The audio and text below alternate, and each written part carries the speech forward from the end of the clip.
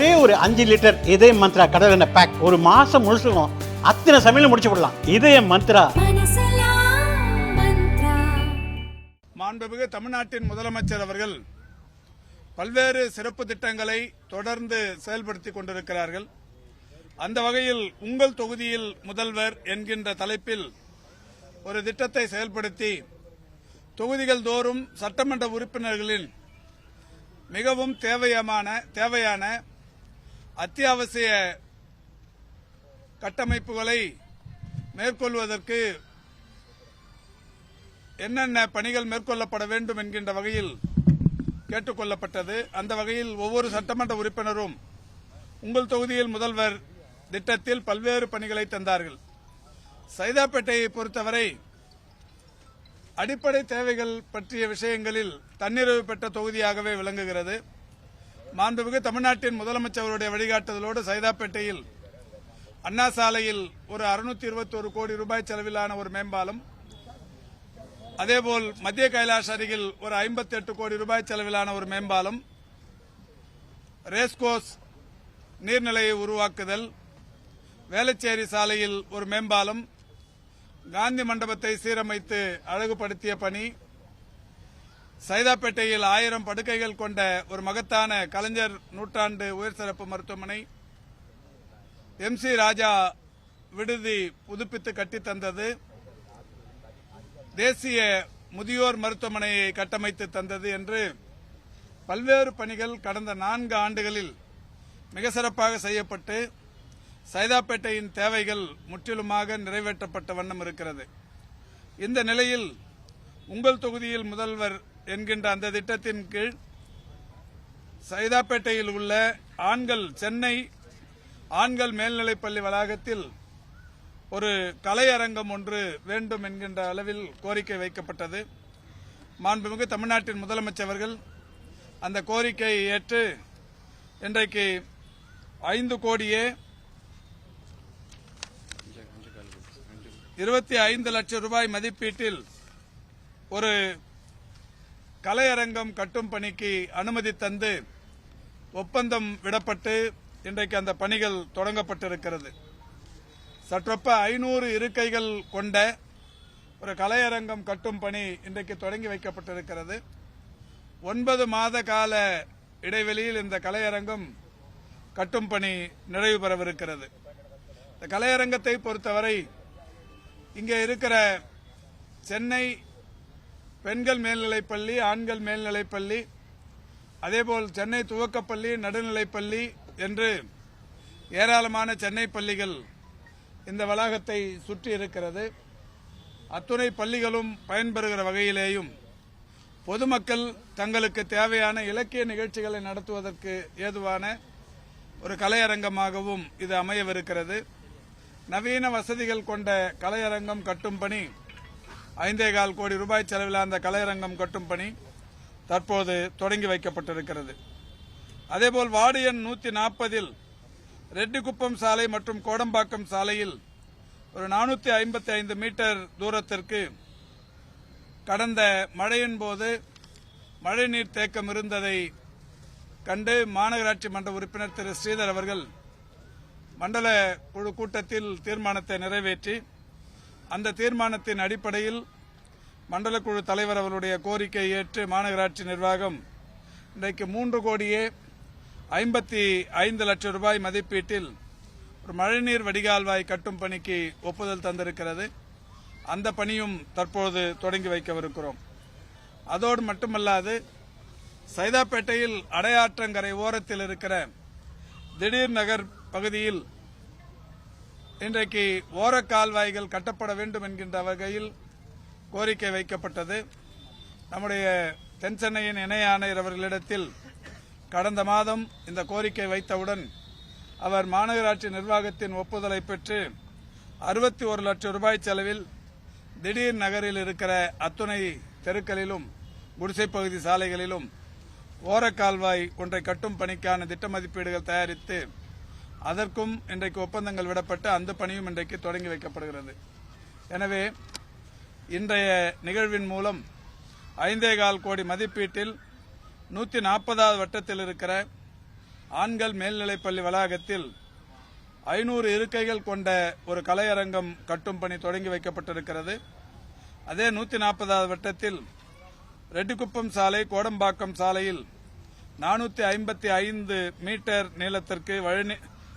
நீளத்திற்கு மழைநீர் வடிகால்வாய்கள் கட்டும் பணி தொடங்கி வைக்கப்படுகிறது. 142வது வட்டத்தில் அந்த வட்டத்தின் மாநகராட்சி மன்ற உறுப்பினர் வார்டு குழு தலைவர் திரு கிருஷ்ணமூர்த்தி அவர்களுடைய கோரிக்கை ஏற்று 61 லட்சம் ரூபாய் செலவில் திடீர் நகரில் கழிவுநீர் ஓலக்கால்வாய் கட்டும் பணி தொடங்கி வைக்கப்படுகிறது என்பதை மகிழ்ச்சியோடு தெரிவித்துக் கொள்கின்றோம். இந்த ஓரக்கால்வாய் கட்டும் பணிகளை பொறுத்தவரை விரைந்து மழை வருவதற்கு முன்னாலேயே வடகிழக்கு பருவமழை தொடங்குவதற்கு முன்னாலேயே அந்த பணிகள் செய்து முடிக்கப்படும் என்கின்ற வகையில் துரிதப்படுத்தப்படவிருக்கிறது. அதேபோல் மழைநீர் வடிகால்வாய்களை பொறுத்தவரையிலும் கூட கோடம்பாக்கம் சாலை, ரெட்டிக்குப்பம் சாலைகளில் வடகிழக்கு பருவமழைக்கு முன்னாலேயே 2 மாத காலங்களுக்குள்ளாகவே இந்த கால்வாய்களையும் கட்டும் பணி வேகப்படுத்தப்படும் என்று அறிவிக்கப்பட்டிருக்கிறது. கலையரங்கத்தை பொறுத்தவரை 9 மாத கால இடைவெளி என்றாலும் 29 பில்லர்கள் அமைக்க வேண்டும். இதை உடனடியாக அமைத்து மழை வருவதற்கு முன்னாலேயே, கட்டுமான பணிகள் தொடங்குவதற்கு முன்னாலேயே கான்கிரீட் பில்லர்களை விரைந்து அமைத்திட வேண்டும் என்று அறிவுறுத்தப்பட்டு இந்த பணிகள் தொடங்குகிறது. அதேபோல் இன்றைக்கு இன்னொரு மிக முக்கியமான விஷயம், தமிழ்நாட்டை பொறுத்தவரை இளங்கலை MBBS மற்றும் BDS பட்டப்படிப்புகளுக்கான விண்ணப்பங்கள் கடந்த ஜூன் மாதம் 6ஆம் தேதியிலிருந்து 29ஆம் தேதி வரை பெறப்பட்டது. அப்படி பெறப்பட்ட ஒட்டுமொத்த மனுக்களின் விவரம் 72,743 விண்ணப்பங்கள் பெறப்பட்டன. இந்த விண்ணப்பங்கள் ஆய்வு செய்யும் பணி தொடர்ந்து நடைபெற்றுக் கொண்டிருக்கிறது. இந்த விண்ணப்பங்களில் ஒரு சில விண்ணப்பங்கள் சான்றிதழ்களை இணைக்க மறந்த மாணவர்கள், குறிப்பாக அனைத்து சான்றிதழ்களையும் வைத்திருப்பார்கள், ஒரு கம்யூனிட்டி சர்டிபிகேட்டை விட்டுவிட்டு இருப்பார்கள், பர்த் சர்டிபிகேட்டை விட்டுவிட்டு இருப்பார்கள், மார்க் ஷீட்டை விட்டுவிட்டு இருப்பார்கள். இப்படி ஏதாவது ஒரு சான்றிதழை இணைக்க மறந்து அவர்கள் அப்ளை செய்திருப்பார்கள்.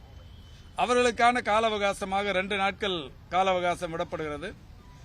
இந்த 2 நாட்களில் எந்தெந்த மாணவர் எந்தெந்த சான்றிதழை இணைக்கவில்லையோ அந்த சான்றிதழை அவர்கள் இணைப்பதற்குரிய கால அவகாசமாக இந்த 2 நாட்கள் தரப்படுகிறது. இந்த 2 நாட்களில் அந்த மாணவர்கள் அந்த சான்றிதழ்களை இணைத்து மீண்டும் தந்தால் அந்த விண்ணப்பங்கள் சரிபார்க்கப்பட்டு தகுதி பட்டியல் வெளியிடப்படவிருக்கிறது.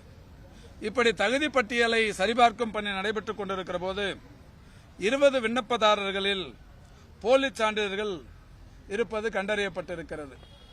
20 மாணவர்கள் தங்களுடைய சான்றிதழ்களை போலியாக விண்ணப்பித்திருக்கிறார்கள். எனவே அந்த 20 மாணவர்களுக்கும் கலந்தாய்வில் கலந்து கொள்வதற்குரிய தகுதி நீக்கம் செய்யப்படுகிறது. அதோடு மட்டுமல்லாது 3 வருடங்களுக்கு இவர்கள் தமிழ்நாடு மருத்துவ கலந்தாய்வில் கலந்து கொள்வது தடை விதிக்கப்பட்டிருக்கிறது. அது மட்டுமல்ல, இவர்கள் மீது சட்ட ரீதியான நடவடிக்கையும் தொடரப்படவிருக்கிறது. இந்த 20 மாணவர்களில் 7 மாணவர்கள் பிறப்பிட சான்றிதழை போலியாக தந்திருக்கிறார்கள். 9 மாணவர்கள் பிறப்பிட சான்றிதழ் மற்றும் ஜாதி சான்றிதழை போலியாக தந்திருக்கிறார்கள். 4 மாணவர்கள் NRI தகுதிக்கான தூதரக சான்றிதழ்களை போலியாக தந்திருக்கிறார்கள். ஆக NRI சான்றிதழை போலியாக தந்து ஜாதி சான்றிதழ் மற்றும் பிறப்பிட சான்றிதழ்களை போலியாக தந்த இந்த 20 மாணவர்கள் மீது சட்ட ரீதியான நடவடிக்கையும் எடுக்கப்படுகிறது. 3 ஆண்டுகள் இவர்கள் மருத்துவ கலந்தாய்வில் கலந்து கொள்வதற்கு தடையும் விதிக்கப்படுகிறது என்பதை தெரிவித்துக் கொள்கின்றோம். இந்த வகையில் இந்த சான்றிதழ்கள் சரிபார்ப்பதற்குரிய இறுதி நாளாக 18/10/2025 என்று காலை 10 மணி வரை என்று அறிவிக்கப்பட்டிருக்கிறது. IRT மற்றும் முன்னாள் ராணுவத்தினர் பரிசீலனை தற்போது நடந்து வருகிறது. அவர்களுக்கும் 2 தினங்களுக்கு கால அவகாசம் வழங்கப்படுகிறது. இந்த சமர்ப்பிக்கப்பட்ட விண்ணப்பங்கள் அனைத்தும் பரிசீலனை முடிந்து இறுதி பட்டியல் வருகிற 25ஆம் தேதி காலை 10 மணிக்கு வெளியிடப்படவிருக்கிறது. மெரிட் லிஸ்ட், அதாவது விண்ணப்பங்கள் பரிசீலனை முடிந்து இறுதி பட்டியல் 25ஆம் தேதி எங்களால் வெளியிடப்படவிருக்கிறது. 25ஆம் தேதி வெளியிடப்பட்டவுடன் ஒன்றிய அரசின் கால அட்டவணைப்படி ஜூலை 10ஆம் தேதி முதல் தமிழ்நாட்டில் மருத்துவ கலந்தாய்வு நடைபெறவிருக்கிறது. மீண்டும் அறிவித்துக் கொள்கிறேன். இறுதிப் பட்டியல் வெளியிடப்படுகிற நாள் 25ஆம் தேதி காலை 10 மணிக்கு, ஜூலை 30 காலை 10 மணிக்கு கலந்தாய்வு தொடங்கப்படவிருக்கிறது என்பதை மகிழ்ச்சியோடு தெரிவித்துக் கொள்கின்றேன்.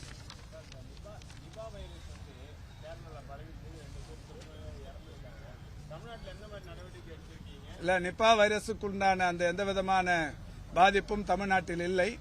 ஏற்கனவே சொல்லியிருக்கிறேன். கேரளாவில் இருந்து கோவை வழியாக ஒரு 10 இடங்களிலும், திருப்பூர் வழியாக ஒரு இடத்திலும், ஊட்டி உதகை வழியாக ஒரு 9 இடங்களிலும் கோவைக்கும் தமிழ்நாட்டுக்குமான ஆக்சஸ் இருக்கிறது. நடைபாதை வழியாக வருவதற்கும் வாகனங்கள் வருவதற்கும். அங்கே பொது சுகாதாரத்துறையின் சார்பில் கேரளாவிலிருந்து வருபவர்களை தொடர்ந்து ஆய்வு செய்யும் பணி என்பது நடைபெற்றுக் கொண்டிருக்கிறது. எனவே பதட்டப்பட வேண்டிய அவசியம் இல்லை.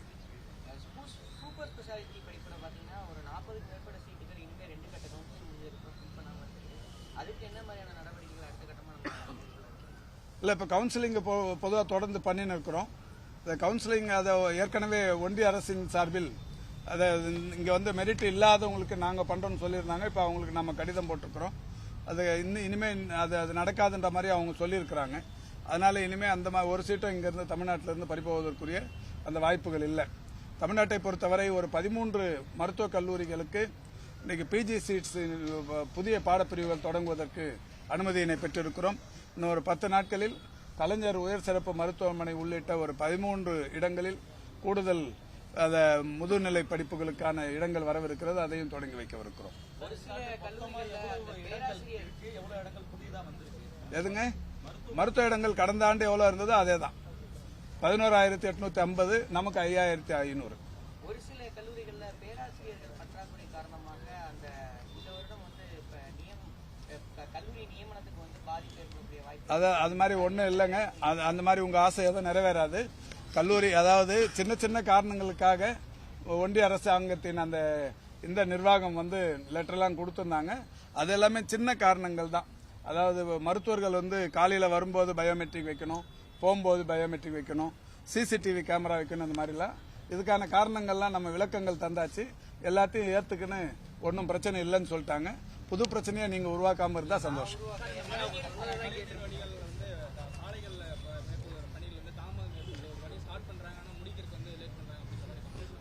இல்ல, அதாவது ஒரு மழைநீர் வடிகால் வாய்களை பொறுத்தவரை அதாவது செஞ்சு முடிச்சிட்டு தான் அதை ரெஸ்டோர் பண்ணணும். அதை செஞ்சுனே இருக்கும் போது சாலை போக்குவரத்துக்கு இடையூறு ஏற்படதான் செய்யும். ஒரு நீண்ட கால பலன் வரணும், ஒரு நீண்ட கால பிரச்சனைகளுக்கு தீர்வு வரணும்னா ஒரு குறைந்த கால அளவிலான பாதிப்பை நாம் ஏற்றுக்கொள்ளத்தான் வேண்டும். இன்னைக்கு இந்த ரோட்ல போக முடியல, எங்கிட்ட ஸ்டாமாட்டர் ட்ரெயின் கட்டுறாங்கன்னா அதை இன்னைக்கு சகிச்சுன்னு தான் தீரணும். அப்படி போனாதான் அடுத்த வடகிழக்கு பருவமழை 2 மாசமும் மழை நீர் தேக்கம் இல்லாம நம்ம ஃப்ரீயா டிராவல் பண்ண முடியும். அதனால இது கொஞ்சம் ஒரு குறைவான இந்த நேரங்களில் ஏற்படுகிற இடையூறுக்கு மாநகராட்சி நிர்வாகமும் வருந்தி தன்னுடைய வருத்தத்தை தெரிவித்து அங்கங்க பெயர் பலகைகளை வைக்கிறார்கள். உடனடியா இந்த இப்ப பாத்தீங்கன்னா இதுல ஜெயராம் தெருவுல செட்டி தெருவுல எல்லாம் இது நடக்குது.